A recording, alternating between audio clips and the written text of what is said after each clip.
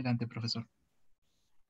Muy buenas tardes a todos los asistentes a esta mesa número 3 de Humanidades de la segunda semana de la investigación. Nosotros continuamos con nuestra programación que hemos preparado para toda esta semana y que estamos ya finalizando.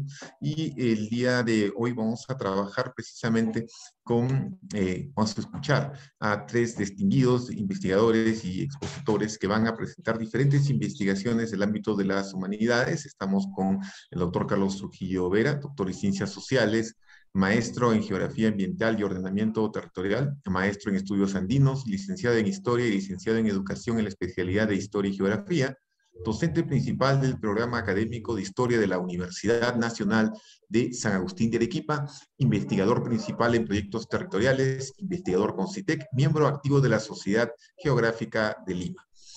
Asimismo, también estamos con Hilder Edar Cruz Mostacero, bachiller y licenciado en Arqueología por la Universidad Nacional de Trujillo y magíster en Arqueología Andina por la misma universidad, con diplomados en Gestión del Patrimonio Cultural y diplomado especializado en Conservación del Patrimonio Cultural Arqueológico Inmueble, director de las diferentes modalidades de intervenciones arqueológicas y actualmente es docente y director de la Escuela Profesional de Arqueología de la Universidad Nacional Santiago Antúnez de Mayolo, investigador RENACIT con CITEC.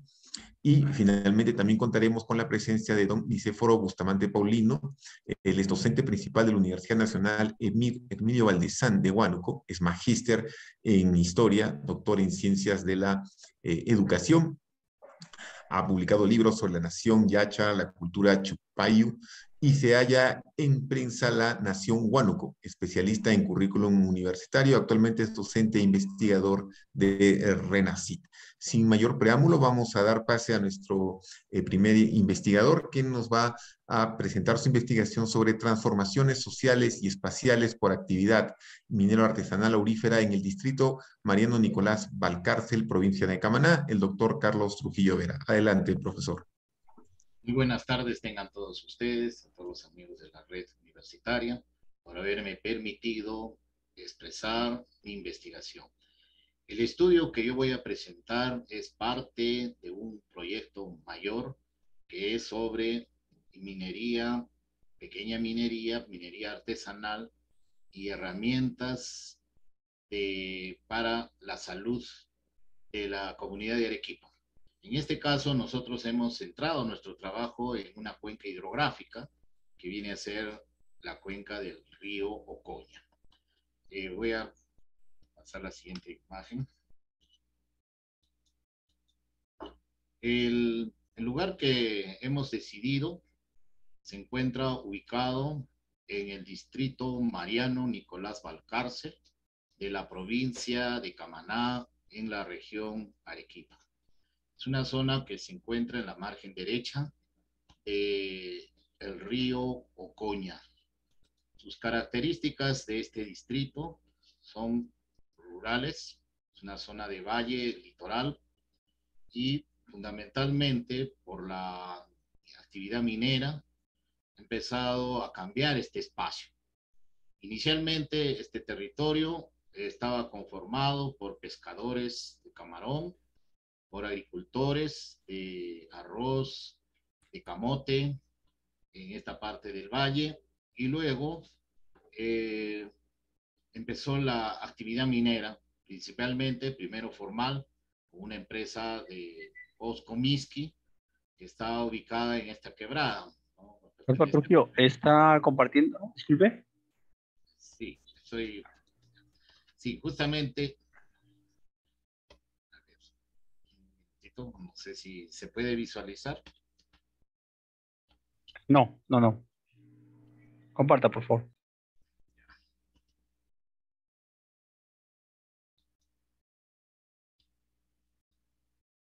Vemos.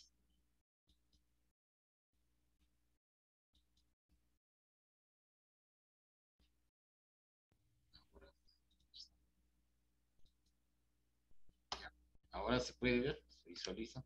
Firmado. Sí, se visualiza, por favor. Sí, profesor, sí. Perfecto, muchas gracias, muy amable.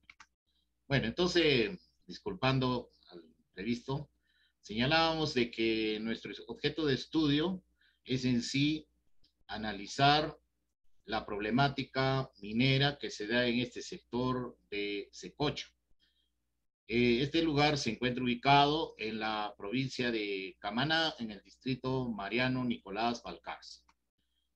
La zona de estudio, como ustedes pueden ver, es un cono de deyección donde tributan bastantes quebradas que provienen desde el Coropuna prácticamente, van descendiendo y va a desembocar todo esto en el río Ocoña. El río Ocoña ha tenido una gran tradición por la captura del camarón y también por los sembríos de arroz y de camote.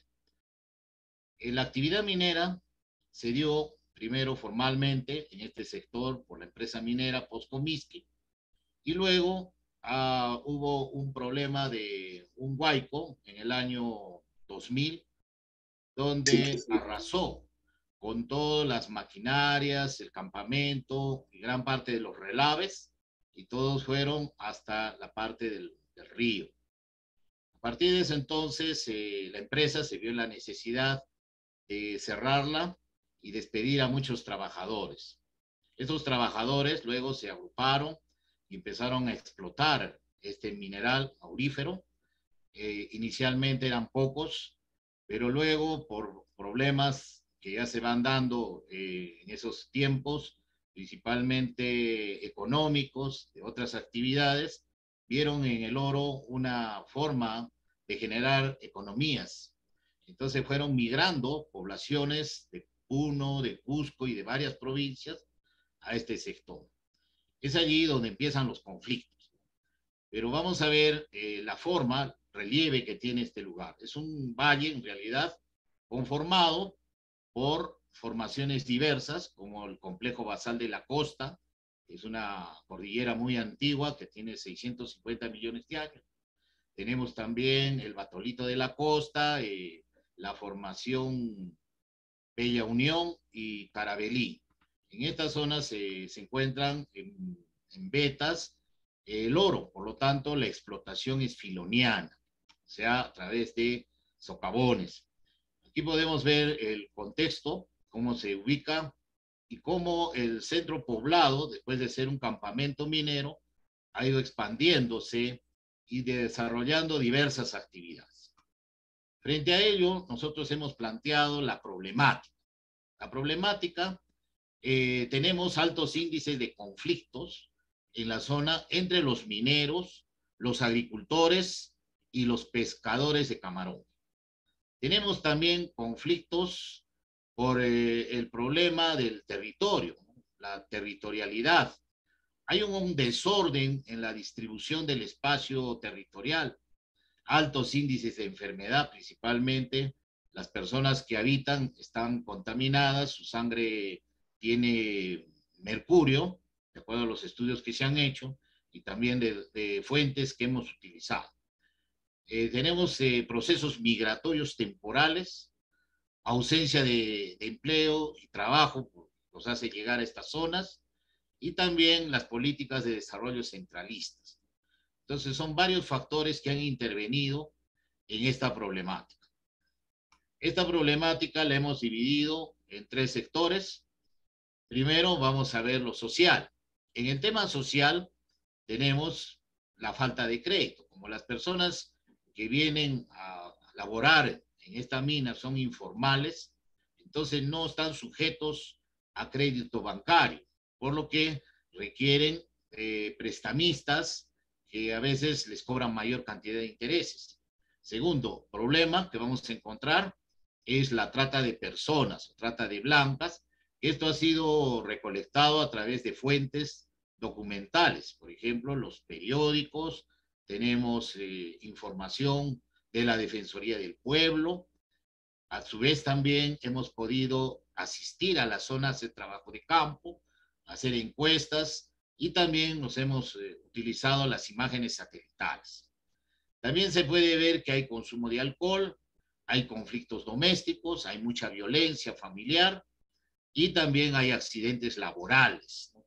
Por la misma informalidad que tiene. La problemática ambiental, en este caso, está constituida por la contaminación. El único lugar de donde extraen el agua, esta es la fuente, es este manantial que se encuentra al ingreso de este poblado. Entonces allí abastecen con estos camiones de este líquido y por lo tanto una gaseosa resulta siendo más barata que un refresco por la carencia de agua. En este sector también, dentro de las viviendas, vamos a tener estos quimbaletes. Dentro del proceso minero está el minero, el que realiza el payaquero, las payaqueras que recolectan, los quimbaleteros y los que venden los productos. Entonces los quimbaleteros utilizan mercurio como insumo y hacen la amalgama con ese material. Luego esos materiales, esos sedimentos, eso lo van a vender. Pero gran parte de eso se queda, parte del agua con mercurio filtra y no tenemos en este pueblo desagüe. Por lo tanto, todas estas aguas servidas van a discurrir por la calle, junto con las aguas de mercurio de estos elementos.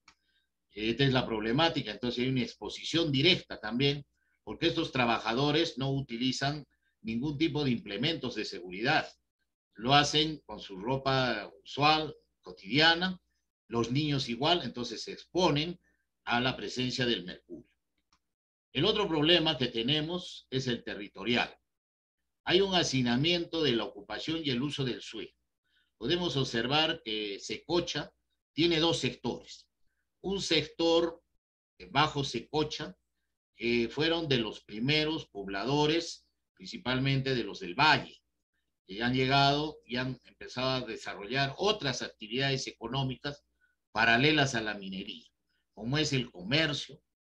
Aquí tenemos dos centros educativos, hay servicio de posta médica, tenemos también hoteles, pero en las noches es cuando se producen las mayores cantidades de problemas.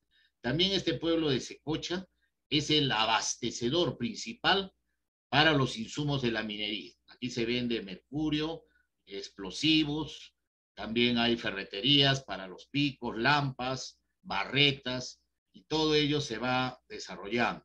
Pero como vemos, la calle es por donde discurren todos los desagües de este asentamiento. También en la parte superior de Secocha, se llama Secocha Alto, tenemos a la zona de Bosco, Misqui. Es una quebrada, como ustedes podrán ver, que alrededor de ella se encuentran las viviendas. Es un lugar de alto riesgo. Por un lado, porque hay deslizamientos de rocas, hay erosión de suelos por la propia actividad minera, porque aquí se hace por socavón. Entonces, todas estas rocas pueden descender. También las inundaciones por efecto de lluvias. Acá a veces se producen danas y eso genera inundación. Entonces, realmente el asentamiento poblacional se encuentra en un cauce de alto riesgo. Ante esas circunstancias, nosotros hemos trabajado utilizando algunas metodologías, talleres de capacitación para sensibilizar a la población el manejo de estos insumos mineros. Se ha hecho mapa de actores para conocer cuál es la problemática que tienen y todavía ese trabajo no ha concluido, por lo que estamos ahora desarrollando un análisis multicriterio que va a ser para la toma de decisiones. Entonces, dentro de las decisiones que se van a optar, van a salir justamente de los actores, de todos estos personas, tanto instituciones, pobladores, autoridades. Entonces, de ahí vamos a sacar esa toma de decisiones.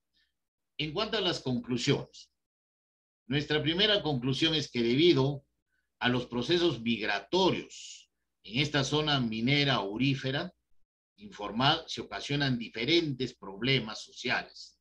Por ejemplo, la trata de personas, según el geógrafo Brunet, también le dice el antimundo, ¿no? Porque es un lugar donde a veces se engaña a las personas, se ponen propagandas engañosas para que trabajen en restaurantes, pero en realidad van a ser llevadas con fines sexuales o con fines de explotación. Entonces se va a dar la prostitución, se va a dar la violencia social, va a haber una inseguridad alimentaria porque hay mucha contaminación. Hay contaminación en el suelo, en el agua y en el aire. Tenemos contaminación en estos tres vectores ambientales. Y también hay una falta de voluntad política, a pesar de que hay leyes, pero no se cumplen porque la población es mayoritaria. Hemos podido ver que en el censo del año 2017 se han censado 6.000 pobladores. Sin embargo, en la realidad son 20.000 personas que habitan, que no están censadas porque justamente tienen problemas legales. Son personas que migran constantemente, no permanecen allí y por eso tampoco no quieren tener una formalidad. La segunda conclusión es que los mineros artesanales han encontrado una forma de generar recursos económicos en la minería aurífera filoniana, retornando a su lugar de origen con dinero, pero con problemas de salud, generados por la contaminación ambiental a la cual están expuestos. La tercera conclusión es que desde una perspectiva de los cambios espaciales el territorio tiene una ocupación anárquica, no hay un orden, hay un desorden y nuestra propuesta es que se debe establecer, primero localizar dónde se encuentran todos estos servicios, distribuirlos adecuadamente, organizados y también establecer esas dinámicas entre la población, el Estado y todos los actores para buscar soluciones adecuadas, tomando en cuenta siempre ese equilibrio con el ambiente, con los ecosistemas que se ven afectados, esa eficiencia económica que podríamos ir alcanzando y una equidad social, es decir, que estas personas también encuentren un empleo digno que les permita desarrollar y generar una calidad de vida. Muy bien, eso sería todo por nuestra parte y muchas gracias. A usted las gracias, doctor Trujillo, por su exposición. Vamos a continuar ahora con la exposición de la investigación El Horizonte Medio en el Valle de Casma, a cargo del investigador Hilder Edar Cruz Mostacero, del licenciado en Arqueología de la Universidad San Luis Trujillo y magíster en Arqueología Andina de la misma universidad. Adelante, profesor Hilder, con su exposición.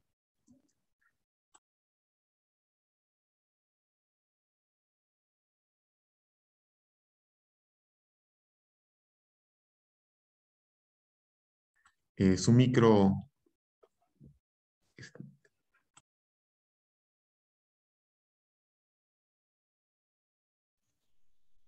No se le escucha, profesor. Profesor Hilder, su micro está apagado.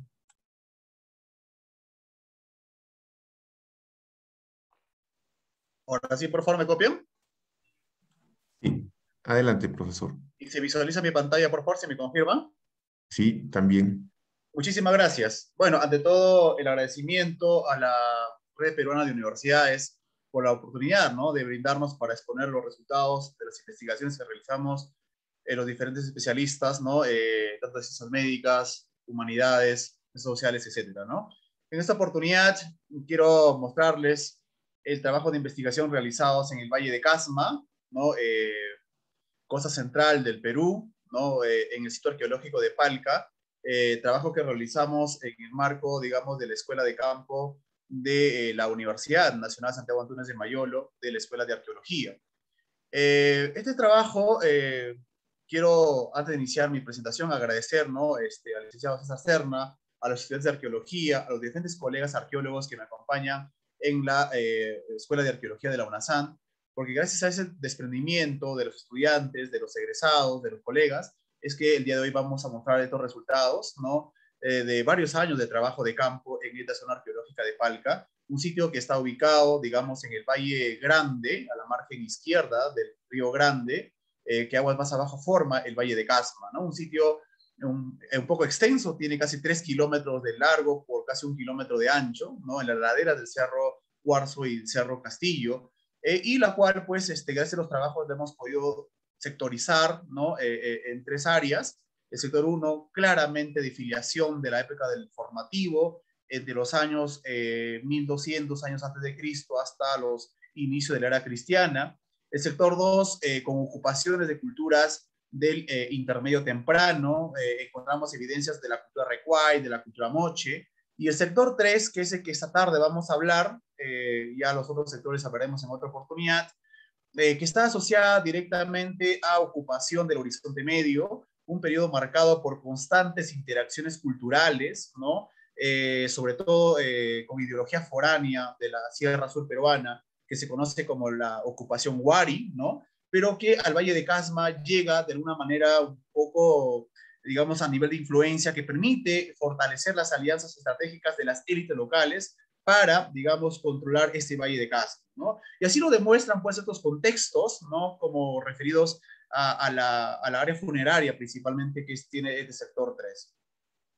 Esto es una imagen panorámica del sector 1, porque esta es claramente la gran estructura principal de la zona arqueológica, ¿no? Que se llama Palca, ¿no? Este es el área monumental, un edificio que tiene 60 metros de largo, 40 de ancho y casi 20 metros de altura, aparte de las áreas residenciales, de los accesos, ¿no? Esta es la vista del Cerro Cuarzo. En todas las laderas encontramos ocupación de cistas, de tumbas funerarias de la época Recuay, y también en superficie algunos fragmentos de cerámica de clara filiación de la cultura mochica, para que vea una interacción que existe entre las culturas asentadas, entre las vertientes orientales de la cordillera de los Andes y una cultura costeña como fueron los mochicas, ¿no? Habrá otra oportunidad para conversar este tipo de interacciones. Y esta es una imagen del sector 3, un área netamente de carácter funeraria, y estamos viendo el sector en la cual realizamos las excavaciones que le hemos denominado como la unidad de excavación 14. El sitio arqueológico está, pues, también circunscrito de un paisaje cultural importante, que son estos diseños en roca, que se conoce como petrolifos, y motivos iconográficos claramente te hacen una alusión, pues, a estos personajes del Horizonte Medio, ¿no? Con estos tocados de 4 puntas. Pero este personaje es bien particular, ¿no? Y me voy a tener un segundo para explicarle que tiene, por ejemplo, en su mano izquierda una cabeza cercenada y en su mano derecha un cuchillo, lo que te indica ya la ideología que va a estar, digamos, imperando en este sitio, ¿no? Acá tenemos evidencias también más de diseños en roca que rodean al sector 3, como son serpientes bicéfalas, estos motivos serpentiformes, motivos también antropomorfos o morfos, que de alguna manera asocian mucho, ¿no? la ocupación, por la mente también de la parte sierra. Por los detalles lo asociamos mucho a la cultura Recuay de estos motivos, ¿no? Esta es una vista panorámica de la unidad de excavación 14, ¿no? En la cual fue una unidad de 10 por 10, la cual realizamos íntegramente la excavación. Acá está después de haber hecho el retiro superficial de este material de escombraje que te permitió justamente develar que debajo de estas estructuras se encontraba una arquitectura funeraria, ¿no? Y ahí está, ¿no? Una clara estructura con 4 corredores. Lo particular que la cantidad de ofrendas que vamos a ver, no tanto de cerámica, como huesos de camélido, objetos textiles, metales, estaban en el corredor norte, esta es la parte norte, ¿no? Y también en la parte, digamos, oeste, perdón. Bueno, iniciales excavaciones en que empezamos a encontrar este tipo de ofrendas, como, digamos, pequeñas quemas, camélidos a veces completos, pero la gran cantidad de camélidos estaban disturbados, haciendo esta mezcolanza con fragmentos de cerámica, con objetos textiles y también objetos metálicos, ¿no? Ahí están, miren los textiles curiosamente quemados, que es parte de las tradiciones, de estos rituales que se realizaban durante el Horizonte Medio, ¿no? Lo mejor hallazgo de esto lo vamos a encontrar, por ejemplo, en la ciudad de Huari, en la capital, en Ayacucho, ¿no? Donde se rompían estos grandes urnas de vasijas, como son las vasijas de Cochopata y Robles Moco. Estilos imperiales. Acá encontramos también estas prácticas muy, muy parecidas, ¿no? La quema y también, digamos, la fractura de estas vasijas votivas. Ahí están los corredores, el corredor norte, donde encontramos 3 entierros, y también el corredor oeste, donde encontramos 2 entierros más, ¿no? Y ahí están las imágenes de los corredores, ¿no? Digamos, de estos entierros. Lo particular es este entierro de la que vemos en la imagen derecha, donde estaba seccionado, ¿no? Solamente tenía parte del, digamos, del brazo, del antebrazo, no tenía, digamos, todas las falanges, y no tenía las extremidades inferiores, ni parte del coxis, ¿no? Esta es otra, 3 entierros más que encontramos en los corredores norte y este, ¿no? Algunos, digamos, con buena cantidad de ofrendas, otros sin, digamos, casi nula la presencia de ofrendas, ¿no? Ahí está la entrada a la estructura funeraria que encontramos al este, ¿no? Y al centro, pues todo da a pensar, ¿no? Que había probablemente un entierro de élite, pero no fue así. Encontramos solamente en la cámara principal, central de esta tumba, a 5 cabezas, digamos todas pintadas de cinabrio. Ya veremos más adelante qué es lo que estamos interpretando con estos hallazgos, ¿no? Y acá está pues las ofrendas digamos, de la tumba número 1, ¿no? Donde tienen cuchillos, pinzas y gran cantidad de instrumentos textiles que se conoce como piruros o torteros, ¿no? Y que nos dan a pensar pues que los entierros, ya luego los estudios antropométricos, nos reportaron que eran netamente de personajes femeninos, ¿no? Ahí tenemos otras de las ofrendas de otras de las tumbas, ¿no? Ahí están los fragmentos de textiles, obviamente la conservación no ayudó que estos se puedan recuperar íntegramente, ¿no? Acá también tenemos más objetos líticos, ídolos de madera, collares, ¿no? Muchos de ellos elaborados en espóndilos, ya te dicen las élites que están trayendo objetos de otros lados, como ofrendas votivas, una gran cantidad de cerámica, la gran mayoría sin decoración, pero hay una fuerte cantidad también de cerámicas con fuerte contenido iconográfico, como es esta primera cerámica que pudimos encontrar acá, ¿no? Que claramente la iconografía te asocia a un personaje del Oriente Medio, ¿no? Este personaje que observamos, ¿no? El primer motivo que llama la atención es, por ejemplo, la representación del ají, ¿no? El maíz, que es algo importante, ¿no? Hasta ahora los pobladores de Yaután siguen cultivando el maíz como, digamos, una de las principales actividades económicas de la población, y que parece que son sociedades que van desde épocas muy, muy tempranas, ¿no? Acá, digamos, también algo interesante es el de las axilas de este personaje, prenden estos motivos fitomorfos, probablemente de yucas, ¿no? Y claramente el tocado del personaje es de estos gorros del Oriente Medio, más conocidos como gorros de 4 puntas de la filiación Wari, ¿no? Entonces te da una idea importante de que estos personajes que acabamos de ver, ¿no? Este personaje se trataría del dios de la fertilidad, que así lo denomina Rebeca Carrión Cachote, una gran discípula del doctor Julio César Tello, padre de la arqueología peruana, donde nos dice que este dios, este personaje, es el dios de mayor rango teogónico del panteón peruano, que es figura de este dios de la fertilidad o dios agrícola, que sintetiza la fuerza cósmica favorable a la producción del suelo.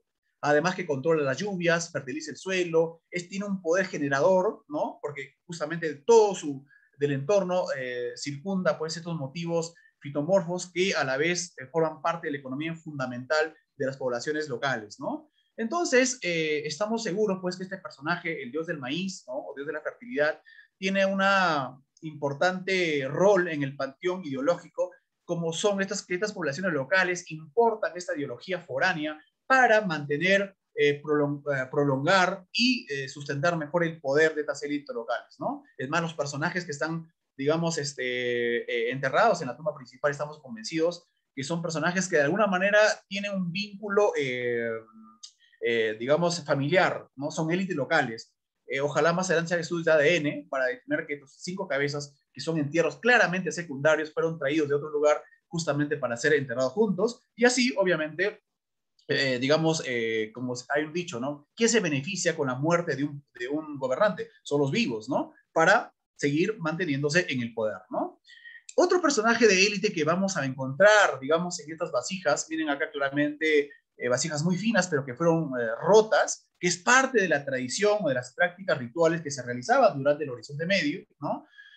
Acá vemos a un personaje claramente que tiene, o que sale de todos, de su cuerpo, estas proyecciones fitomorfas, claramente que son tipo porras, que terminan en proyecciones de choclo, ¿no? De maíz. Pero lo más importante en esta vasija es este arco bicéfalo, ¿no? Que se trataría del dios del maíz o un dios solar, ¿no? Y que algo importante que nos dice Rebeca Carrión, que este tendría, digamos, fuerte poder generador, ¿no? Y de protector, además de las plantas mágicas como es el maíz en la época prehispánica, ¿no? En esta vasija de la autora Rebeca Carrión se ve claramente el icono completo, ¿no? Y claramente vemos este arco bicéfalo y en este personaje que vemos a la izquierda, que es un personaje que tiene una llama y un cuchillo ceremonial, y en la parte derecha vemos como esta serpiente bicéfala está reproduciendo personajes de élite. Y qué casualidad que en la tumba que excavamos encontramos una gran cantidad, miles de huesos de camélido, a veces completos, a veces desarticulados.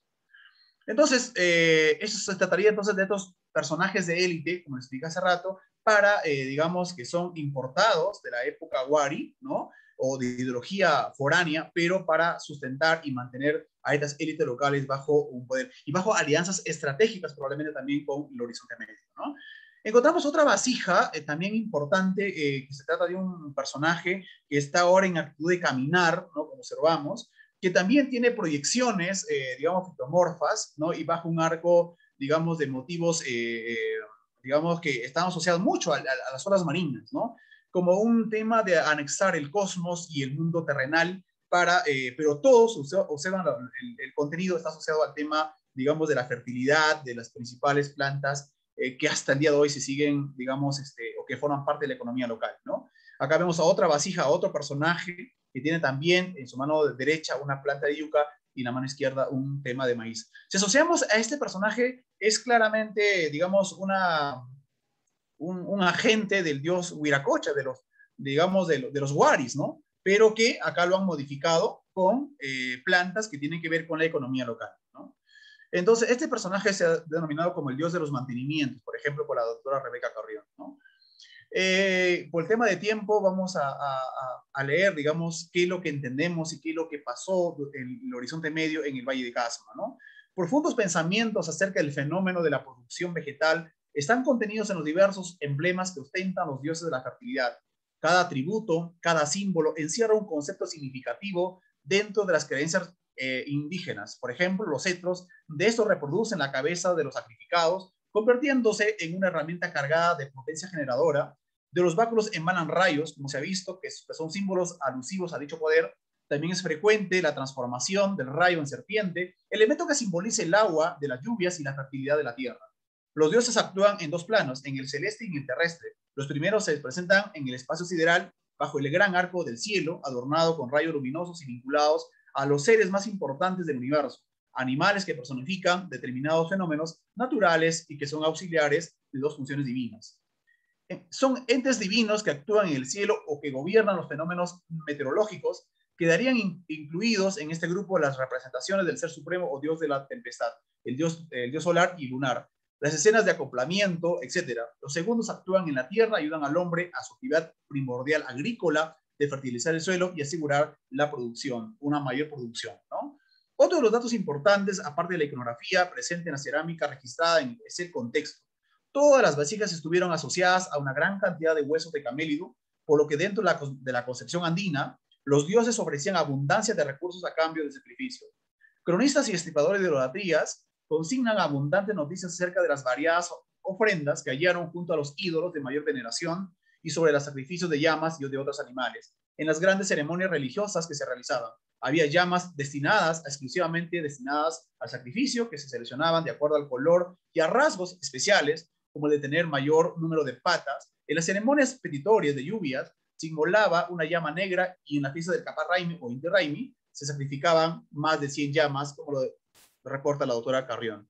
Entonces, este es el contexto, miren ustedes, asociadas directamente a una gran cantidad de ofrendas. Todo lo que hemos encontrado en estos hallazgos es que hay 23 individuos, ¿no? De camélidos que fueron sacrificados, ¿no? Y todos eran jóvenes o adultos y adultos. Y bueno, por el tema de la conservación de los restos óseos, pues, digamos, no se pudo identificar si son llamas o alpacas, pero probablemente sean llamas, ¿no? Y bueno, la llama juega un rol importante en todas las sociedades andinas, ¿no? Desde la cultura mochica, la cultura lambayeque, de la cultura chavín, se encuentra gran cantidad de llamas, digamos, en los contextos. Y la llama formó parte importante y se utilizó en diversas formas, para rituales, parte también del consumo, como animal de transporte, etc.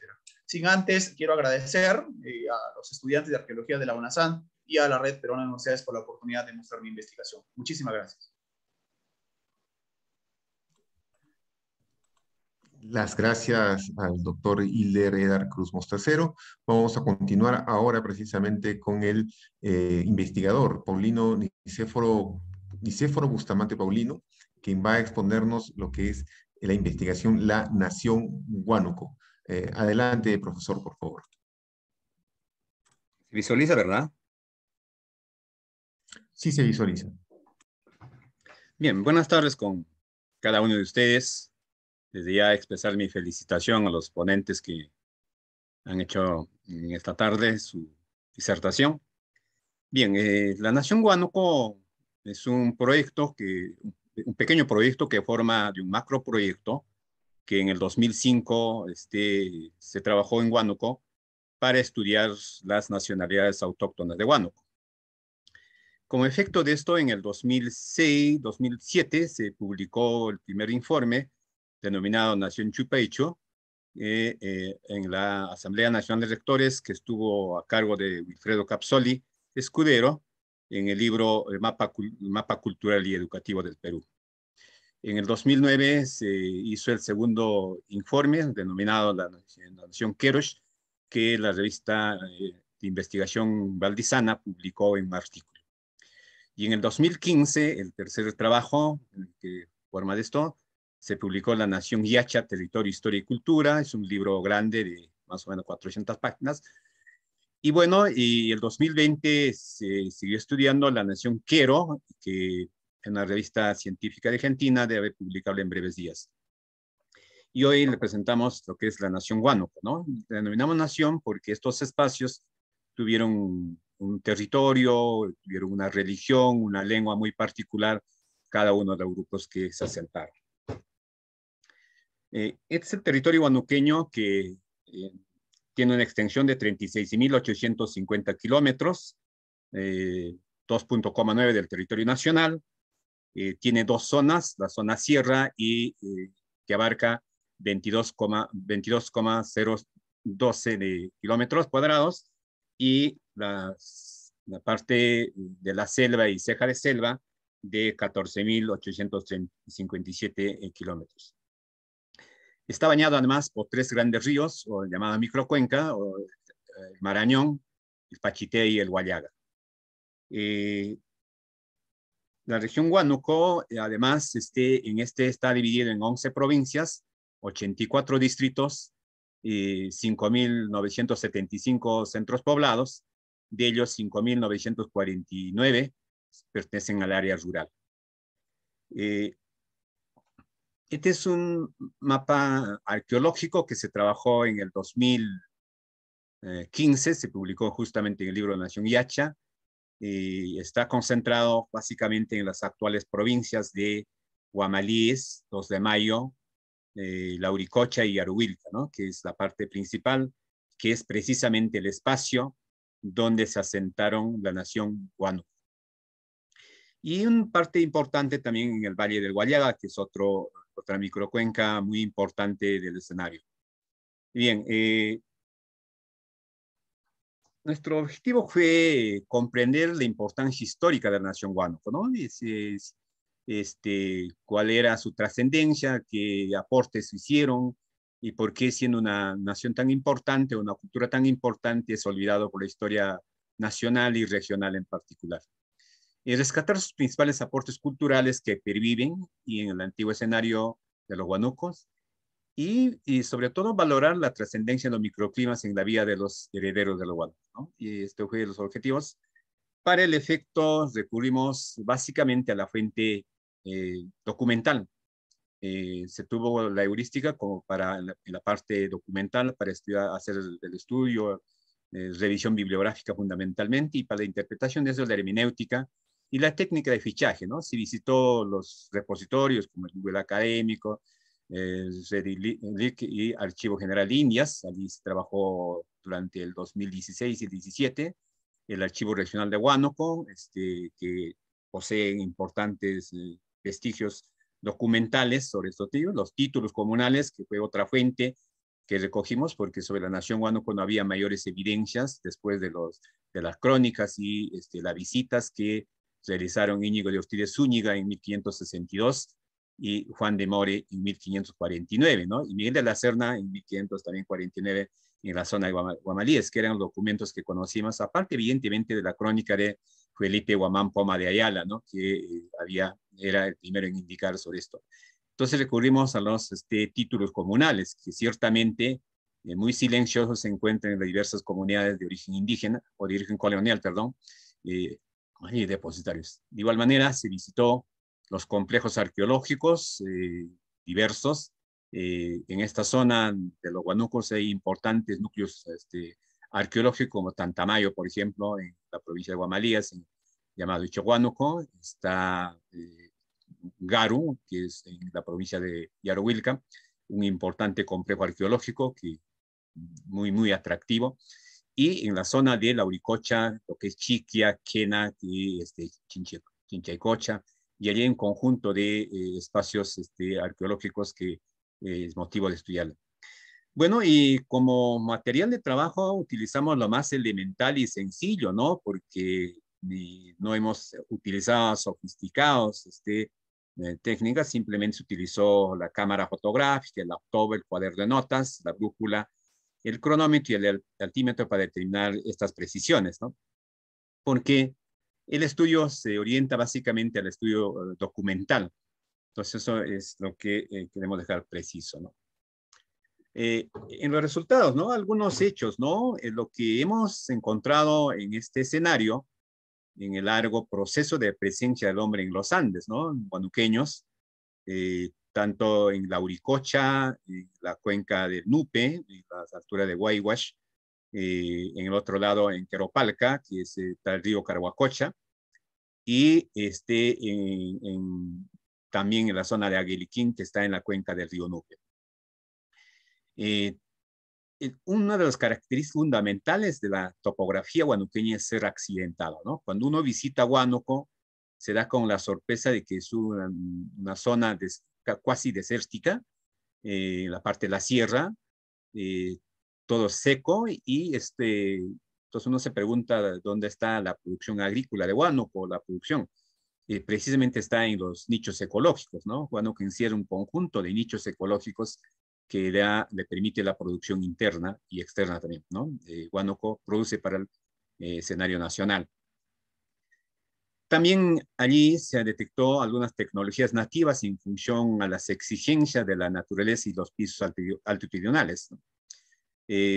Huánuco tiene diversos pisos altitudinales de la zona Yunga, Quechua, Tazuni, según los estudios, hasta la zona Janca, según los estudios de Pulgar Vidal, que nos ha servido como fuente de referencia. En estos pisos altitudinales se ha conseguido la presencia de excelentes microclimas, ¿no? Microclimas como un humus natural, muy bien para zonas productivas. En estos microclimas permiten la práctica de la variedad de tubérculos y de hortalizas, producirlos, ¿no? Espacios pastizales con abundantes moyas, ¿no? Hace poco escuché la presencia de los camélidos, justamente esta zona altoandina, la zona Huánuco estaba considerado como uno de los vestigios de la presencia de los camélidos. El guanaco, la llama y la vicuña, la alpaca. Y ciertamente hasta nuestros días estos animales perduran allí. Y uno de los pastos predilectos eran las moyas, ¿no? Que se concentraban en la zona del Queropalca. Está la cuenca de Tocana o la microcuenca de Tocana, en el otro lado está el Nupi, el Lupa, que tienen excelentes moyas, y allí precisamente es el hábitat de estos camélidos sudamericanos. Pastos en sus diversas variedades, en diversos pisos. Tenemos los recursos hídricos, que son abundantes, riachuelos, ríos, que permiten la vivencia de estos microclimas. Tenemos también productos agrícolas aclimatados según los pisos altitudinales, ¿no? Esto es una sorpresa, desde la zona Yunga hasta la zona de la cordillera. Allí hay diversos, como el shiri, por ejemplo, o el tubérculo aukin, que le denominan, se han aclimatado más o menos a 4.000 metros de altura, ¿no? Y precisamente sirve para generar el famoso chuño, que es una papa deshidratada que se vende en el mercado regional y nacional. Entonces, y la fauna nativa, ¿no? Que está en proceso de exterminio. Este es otro problema fundamentalmente por los procesos de contaminación que se ha producido en esa zona. Y bueno, tenemos otro tipo de la arquitectura arqueológica denominada Yarush, que ya estudiaron, como el doctor Alberto Bueno Mendoza, y en esta zona estuvo también Hernán Amato Lazábal hace poco, con quien compartimos algunas experiencias, y justamente fue uno de los pocos que estudió esta cultura, él desde el punto de vista arqueológico. La presencia de la lengua Waiwash, que es una variante quechua, que se habla, por ejemplo, hay vocablos muy importantes en la zona que perduran de esto, ¿no? Que están estudiando en estos momentos un grupo de lingüistas dedicados al quechua. Y la religiosidad basada en el panteísmo. Bueno, estas son algunas evidencias que al recoger la información de los documentos del siglo XVI, XVII, encontramos en este escenario andino, ¿no? Muy bien, vamos a ver entonces la nación Huánuco, ¿no? Tiene un largo proceso histórico, con más de 10.000 años de antigüedad en realidad. Los primeros testimonios están en la Uricocha y hemos hecho una secuencia cronológica. En el formativo está en el propio la Uricocha con el Cheshire Corral, que ya Augusto Carchi describió preliminarmente esta zona. Y en ese proceso también está la zona de Aguiliquín, que está en la cuenca del Lupe, y también está Xanquis, ¿no? Ubicado en esa misma cuenca. Y en la zona de Tantamayo Piruro, que una misión científica francesa estudió, Bonierson en particular, ¿no? Y bueno, estos son algunos vestigios. Esta nación, además, pasó por todas las fases del desarrollo histórico que conocen los historiadores, como es la fase del formativo, primero desarrollos regionales, y la influencia Wari. Existen abundantes testimonios de la toponimia Wari, como por ejemplo Warizagra, Warihuayín, Waricorral, Waripata, Ureguari, Hatunguari, Ichicuari, ¿no? Y es un tema que aún no ha sido estudiado, pero existen. Y además existen las similitudes de las construcciones arquitectónicas entre lo que se evidencia en Ayacucho y en esta zona. Luego está la presencia de la macroregión Yarubilca, para algunos un imperio. Es una información presentada por Felipe Guamán Poma de Ayala, que en su crónica habla bastante sobre este tema. Y en base a esa crónica se ha determinado que la nación Huánuco estuvo dividido en tres grandes parcialidades, ¿no? El Ayauca Huánuco, el Icho Huánuco y el Huánuco, Huamali Huánuco. A su vez, esta macronación, Huánuco estuvo dividido en los sistemas de Hanan y Urin. Es decir, en el Ayauca Huánuco hubo Hanan Ayauca y Urin Ayauca. Igual en el Icho, Hanan Icho y Urin Icho. Y los Guamales igualmente, ¿no? El Hanan Guamali y Urin Guamali. Y a su vez estuvieron organizados ya desde la época inca en el sistema decimal, ¿no? De Chunca, Pachac, Huaranga y así sucesivamente, ¿no? Estuvo organizado esto para el proceso de recojo de trabajo, de explotación, fundamentalmente para el área productiva. Desarrollaron tecnologías productivas armónicas, ¿no? Como la patapata, que en la bibliografía general se conoce como andén, en la zona se conoce como pata. Estas son terrazas o bancales de tierras especialmente preparadas para la práctica de la agricultura, que desde las orillas del río hasta las cimas, de acuerdo a los microclimas, han sido elaborados, ¿no? Se encuentran en la cuenca de Tauricocha, en la zona Chinchipampa, en el distrito de Jesús, y el otro en la cuenca del Nupe, en los pueblos de Santa Rosa, Concepción y Baños particularmente, ¿no?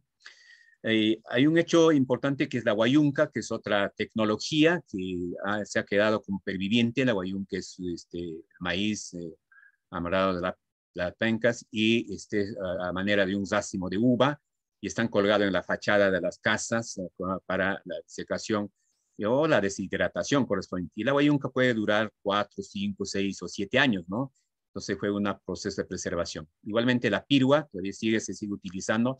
Es otro testimonio importante con fines de prever las épocas de escasez, guardaban esta gente estas piruas.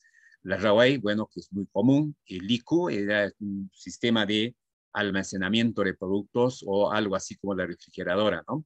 De manera temporal estaba junto a las casas para preservar algunos enseres que necesitaban de urgencia, ¿no? Sobre todo para preservar de algún sistema de riesgo que sufrían algunos productos. El tunay, maray y la tincha, ¿no? Que son otras tecnologías que perviven hasta nuestros días, ¿no? Los campesinos todavía siguen utilizando estas técnicas en la zona de Jesús, en la zona de Baños, Queropalca y en los pueblos altandinos del centro poblado de Concepción. Tenemos también variedad de alimentos gastronómicos, ¿no? Entre ellos la comida, como por ejemplo, tenemos esta comida conocida como la huatia, el cuay, ¿no? El porte que la zona antoandina sigue utilizando, ¿no? El jaca picante, por ejemplo, que se ha hecho muy conocido hoy ya, pues, como el picante de cuy, se ha hecho inclusive turístico y de venta. Pero eso es una técnica antiquísima o de la variedad de alimentos gastronómicos que perduran. Una arquitectura singular llamado Yarush, que tiene una particularidad en su aspecto arquitectónico, que los arqueólogos vienen postulando diversas teorías desde Bertrand Flournoy en adelante, ¿no? Mimotello hizo este inventario en esta zona y postuló algunas teorías. En Tantamayo, Garo y Chiquia son importantes Sahuay, Huata, Piruro, que han sido bien difundidos por diversos estudiosos, ¿no? Estuvieron en esta zona muchas personalidades como Raimondi, por ejemplo, Rivero de Ustaris y otras personalidades. La presencia del lengua Waiwash, ¿no? Este es otro tema que nos llama mucho la atención. Por ejemplo, el sistema de reciprocidad en el Cusco, que es el quechua bien conocido y bien difundido, se llama el Aini, ¿no? En la zona de los Huanucos, a esto le llaman Tuma, ¿no? O Huashca, que también significa trabajo de reciprocidad o ayuda mutua, ¿no? Y así podemos encontrar otras palabras que muy particulares que de una de las variantes del quechua que se habla hasta nuestros días, ¿no? La zona de Baños, por ejemplo, tiene esta particularidad que todas las terminologías quechua en cha, ¿no? Y en la zona de Jesús en sha, ¿no? Son dos culturas. En el uno estuvo, ¿no?, los imitimayes incas y en el otro estaban los imitimayes traídos del Valle del Bantaro o Jauja, ¿no? Sauces. Vigencia de los dioses llamados Kama, otro escenario, como son los jircas,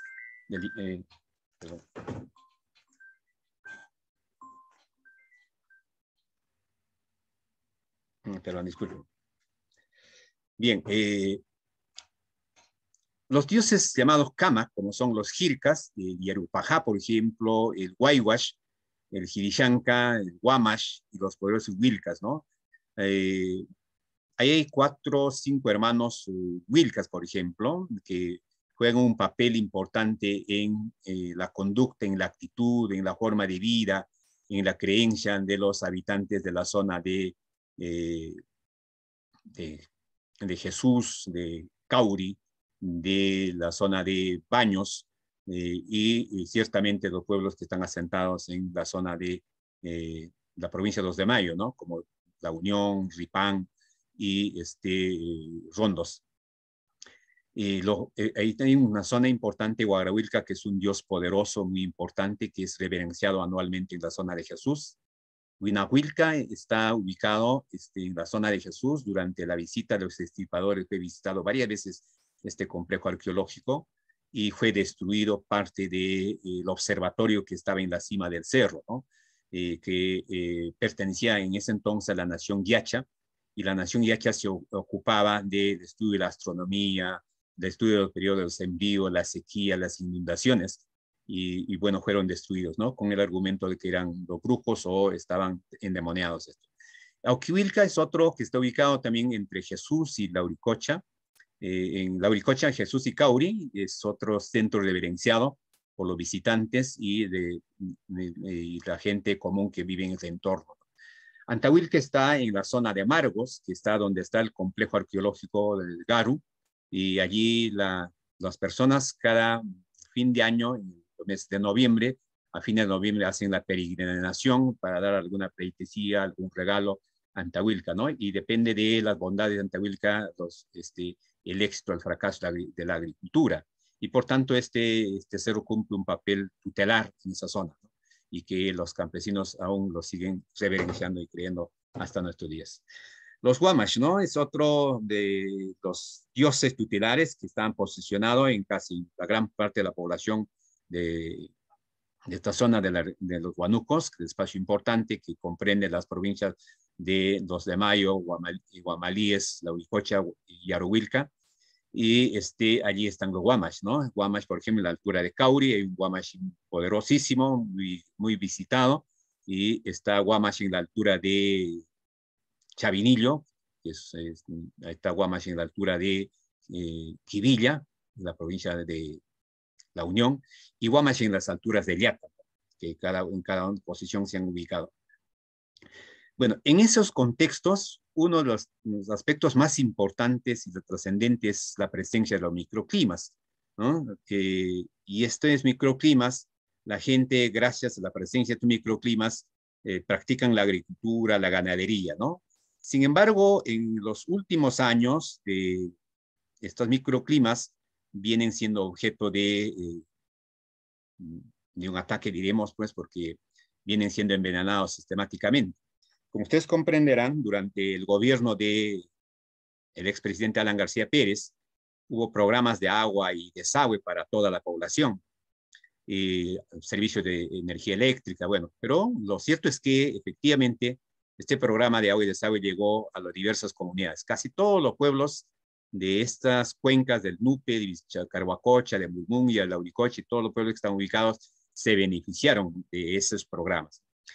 Y bien, al construir los ingenieros, al diseñar estas aguas y de esas servicios de agua, las aguas servidas fueron direccionados a las microcuencas, ¿no? Y consiguientemente al envenenamiento casi de estas microcuencas. Actualmente casi todos los ríos ubicados en estas zonas de la microcuenca de Lauricocha y el Nupe y otras pequeñas microcuencas vienen siendo envenenados sistemáticamente. Antes era común en estas zonas, bueno, cuando uno quería comer un pez, iba al río y sacaba el pescadito y se alimentaba de la trucha. Hoy esas truchas están contaminadas, las chalvas casi han desaparecido, el bagre casi ya no se conoce porque fueron exterminados mediante este proceso de envenenamiento de los ríos, ¿no? Y este es un motivo de preocupación bueno, de propios y extraños, ¿no? Porque atenta contra la salud. Y es más, ¿no? En muchas de estas comunidades, estos ríos sirven para el sistema de irrigación y consiguientemente contaminan a este proceso, ¿no? Entonces, para ir terminando, diríamos pues que la Nación Guano, pues si bien es cierto, nos enseñó preservar los recursos hídricos, los recursos de la flora y la fauna, creo que hay la necesidad de retomar a su preservación y conservación en estos espacios. Bien, muchas gracias a ustedes por la atención prestada. Las gracias, colega Nicéforo. Bien, de esta forma hemos culminado las exposiciones de nuestros 3 investigadores destacados en esta mesa de humanidades. Como segunda parte, a no existir en este momento preguntas del público que se hayan hecho llegar por el chat de la sala Zoom, les vamos a pedir en el mismo orden de intervenciones que tuvieron al inicio, que den unas palabras finales de reflexión para complementar su investigación y, lógicamente, algunos apuntes adicionales que tengan a los expositores, ¿no? Tienen 4 minutos exactamente. Vamos a empezar, en este caso, con el doctor Carlos Trujillo para sus ideas complementarias o reflexiones finales acerca de su investigación. Adelante, profesor. Muchas gracias.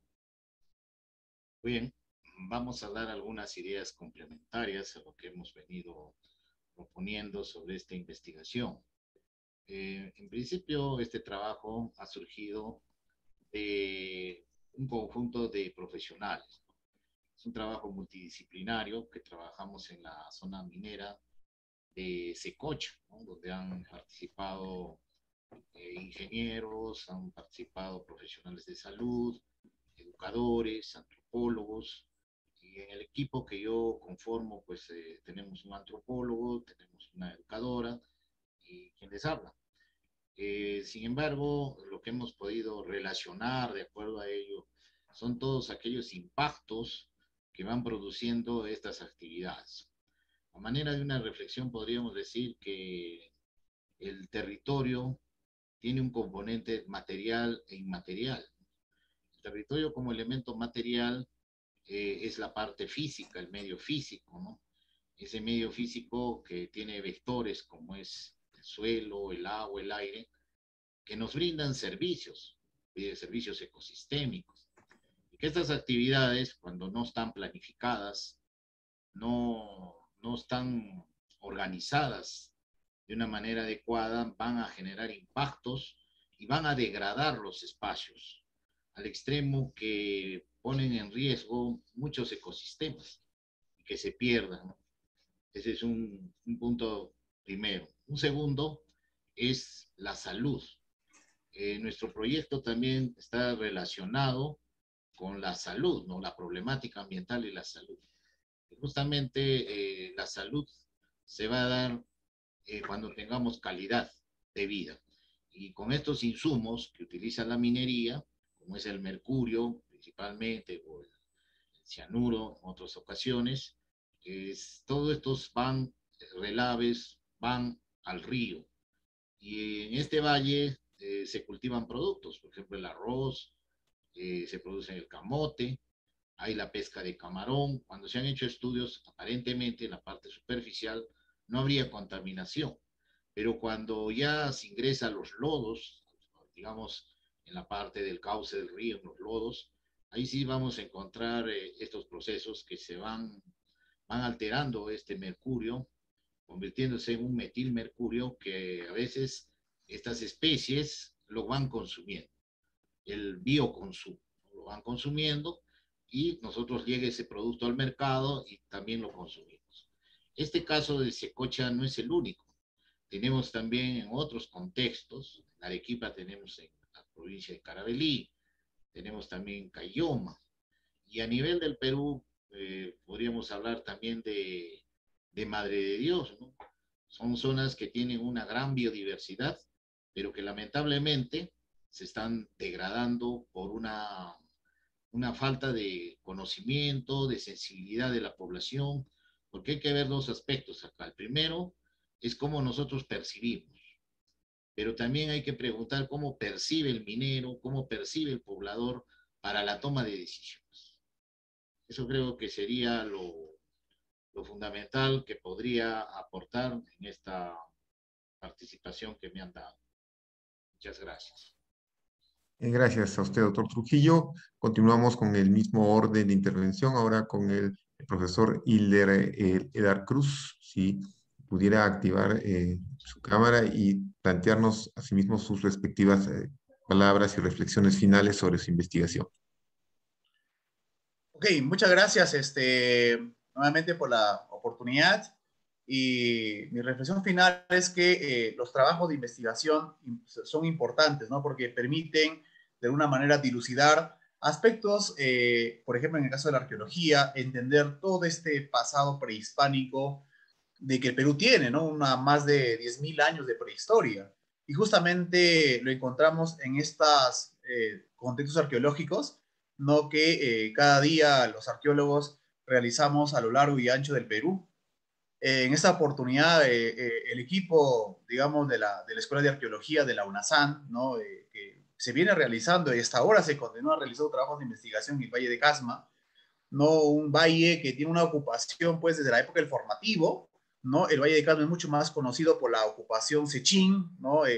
Los asistentes quizás, pues, digamos, más conocen el Valle de Casma por los grandes centros ceremoniales de este periodo, digamos, del formativo, como está Sechín Alto, Sechín Bajo, Taucachi Concán, ¿no? El mismo Chanquillo, que acaba de ser declarado Patrimonio Mundial, ¿no? El complejo de las Aldas, ¿no? Pero también el Valle de Casma, no hay que olvidar que tiene una ocupación ininterrumpida, que va desde las ocupaciones del arcaico tardío con las excavaciones del doctor Peter Fuchs, ¿no? En Sechín Bajo, que tiene una cronología quizás mucho más temprana por los datos proporcionados que el mismo Caral, ¿no? Y que va hasta la ocupación inca. Importantes ocupaciones se dieron en este valle durante la ocupación formativa y también en el intermedio tardío, donde hay una cultura regional llamada Casma, que esta cultura luego es asimilada por los chimús, y luego los incas asimilaron a los chimús. Es más, los chimús ocuparon este valle quizás por la ocupación de territorio, una amplia expansión agrícola, construyeron este valle un gran centro administrativo regional conocido como Manchán, ¿no? Donde se han encontrado pues los trabajos desde Ana Klimishin, de Klaus Koschmider, entre otros arqueólogos que estudiaron el intermedio tardío y Lorenzo tardío en el Valle de Casma, una gran ocupación y presencia chimú, y sobre todo entender el rol, ¿no? de cómo fue la interacción chimú-Casma. En lo que respecta al Horizonte Medio en el Valle de Casma, quiero hacer énfasis que es un periodo marcado por continuas interacciones culturales. Estas interacciones culturales que sirvieron para legitimar el rol y justificar el poder de una élite local. Si bien es cierto, en el Valle de Guarmey, los arqueólogos Milos y Patricia Prasca han encontrado entierros de élite wari, ¿no? Lo que yo he encontrado en el Valle de Casma, juntamente con el equipo que me acompaña, son sociedades locales, pero que para afianzar su poder y justificar su, digamos, el rol, ¿no? Y legitimar su rol, es que están utilizando iconografía foránea, ¿no? Inclusive probablemente cerámica que son utilizados como bienes de prestigio de élite, ¿no? Como son estas vasijas de alto contenido iconográfico wari, y también elementos como son las coches de espóndilos, que viene obviamente del área de Tumbes, porque en el Valle de Casma, en el litoral de Casma, no encontramos, digamos, la producción o digamos, de estos elementos malacológicos, ¿no? Además, esta complejidad de arquitectura funeraria que vimos en la 14, pero se abrió otras excavaciones en la unidad 15, en la unidad 16, ¿no?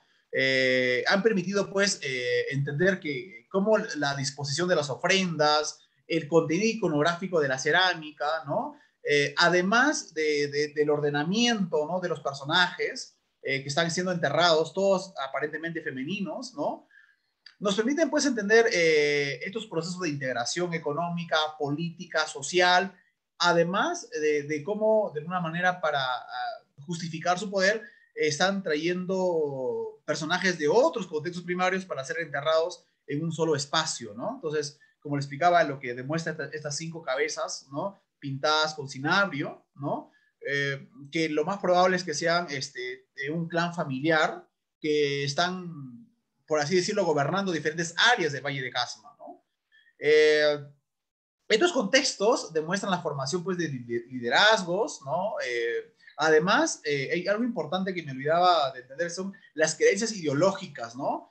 Cómo el rol del camélido, cómo el rol de la agricultura, ¿no? Que es la base fundamental de estas economías agropastoriles, que hasta el día de hoy, ¿no?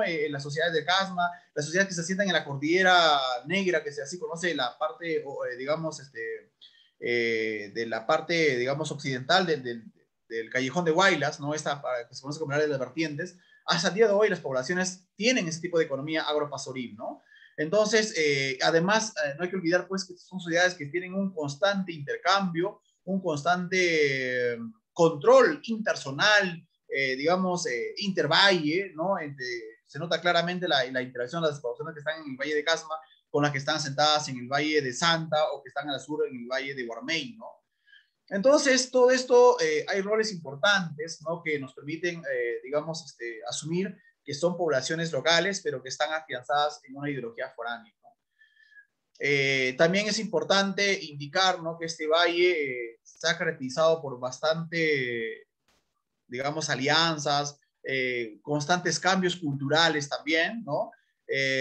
La única cultura que tuvo un dominio fueron los Casma, pero después el valle es ocupado por distintas culturas, ¿no? Como los mochicas también ocupan este valle, ¿no? Las excavaciones de los Pozorsky, de estos arqueólogos americanos, ¿no? Han encontrado ocupación mochica también en el Valle de Casma. Nosotros les explicaba en otros sectores de esta área arqueológica hemos encontrado también ocupación recuay. Entonces hay una interacción, culturas que están digamos, en una época, pero que están ocupando el mismo territorio. Con lo cual te dice pues que no todo el tiempo las poblaciones andinas estuvieron en conflicto, sino que también tuvieron alianzas estratégicas a nivel de producción probablemente y también a nivel ideológico, porque se ve que rápidamente las poblaciones del Valle de Casma asimilan ideología foránea, pero con un fin, que es justificar su poder y empoderar cada vez más a su población.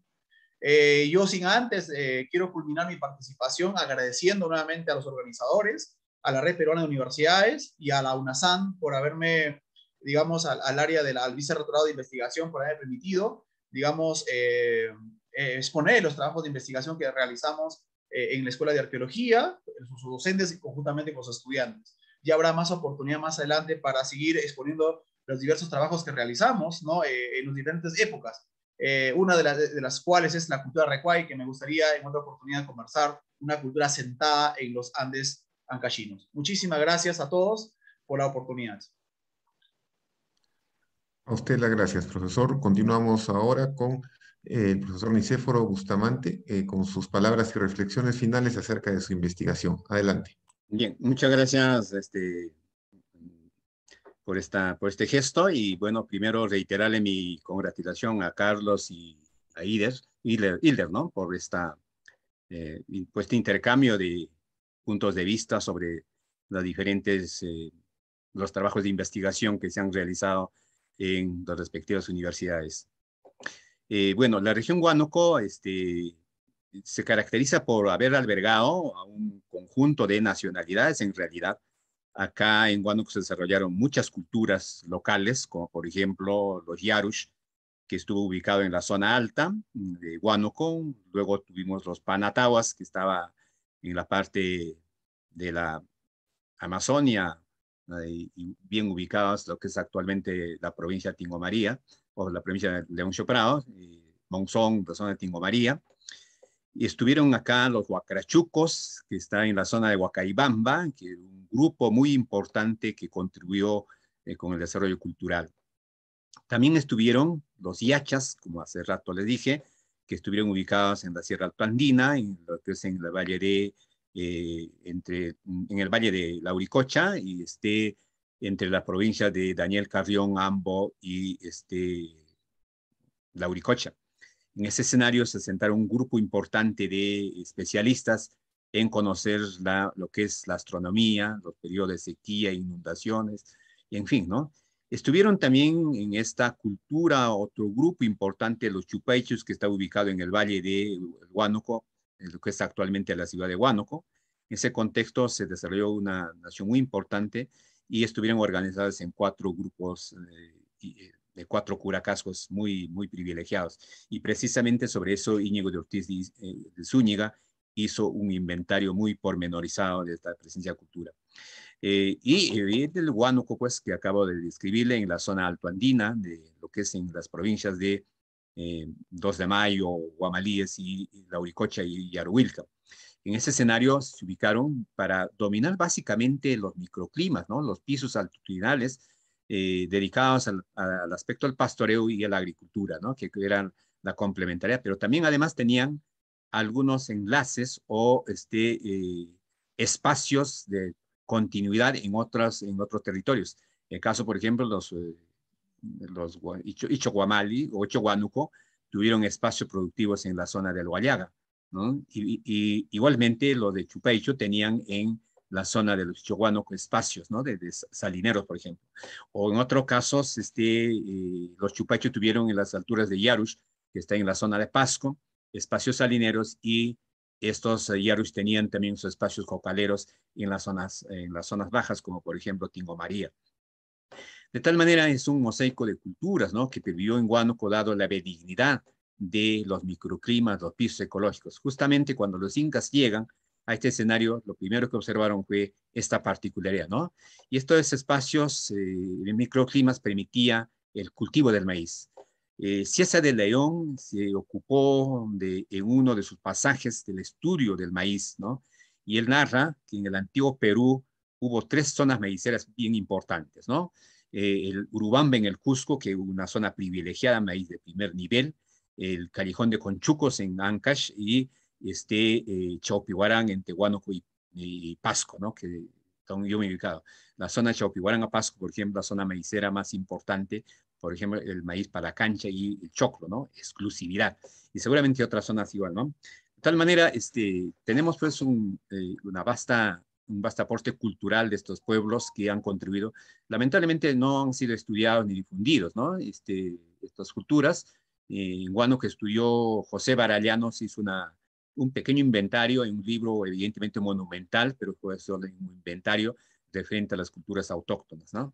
Y entonces estamos en este proyecto del 2005, se quiso rescatar estas culturas, ponerla al conocimiento de la nación, de los estudiosos, de los investigadores y de los acuciosos a las ciencias históricos sociales y geográficas, ¿no? A fin de generar conciencia e identidad, ¿no? Sobre todo de conciencia nacional que bastante falta nos hace en nuestro país, ¿no? Y creo que el propósito de estudiar estos temas de historia, de arqueología, de antropología, es para formar la conciencia nacional.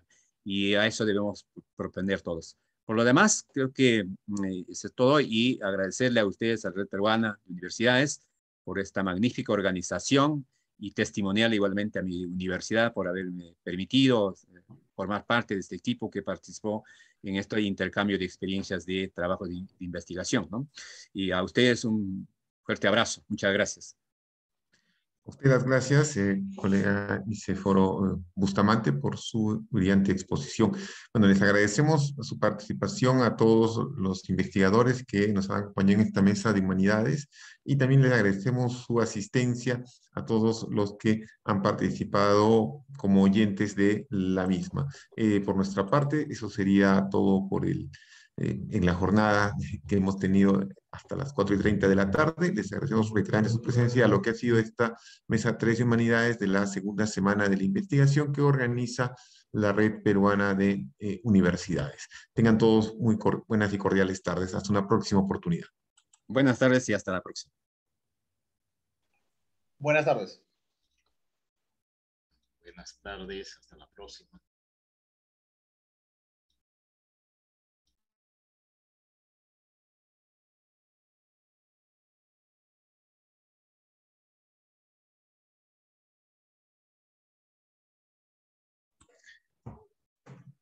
Para los interesados, en el chat está el link para la clausura de esta segunda semana de la investigación.